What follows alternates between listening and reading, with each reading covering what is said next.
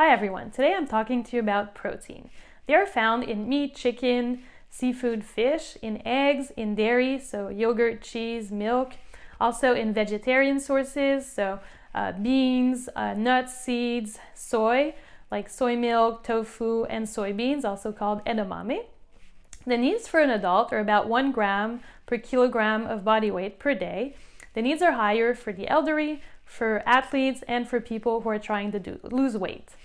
But it's not only the total amount of protein that's important. The distribution of protein throughout the day is super important. And a lot of people don't eat enough protein for breakfast and then eat too much protein for supper, which is not ideal. It is recommended to eat 3 meals a day that contain 20 to 30 grams of protein, as well as 1 to 3 protein snacks, depending on your needs and schedule.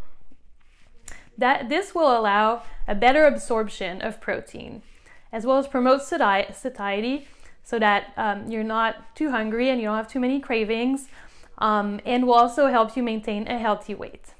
There's no advantage in eating more than 40 grams of protein at once. If your needs are higher, it's better to eat protein more often, every 3 hours, than eating a lot at once. I want to give you examples of what's a portion of protein. So it's about the palm of your hand for chicken and meat, your whole hand for fish, 2 eggs, 3/4 of a cup of yogurt, or 1 cup of beans. There's also other examples. If, let's say 1 cup of beans is too much for you, you can combine different sources of protein. For example, add a little bit of cheese or some nuts to your salad. Also, whole grains contain a little bit of protein, so they can help complete your meal, such as quinoa is one of the grains that has a bit more protein than other grains. Also, if you're not hungry at breakfast, you can complete your breakfast with a snack in the morning that's high in protein.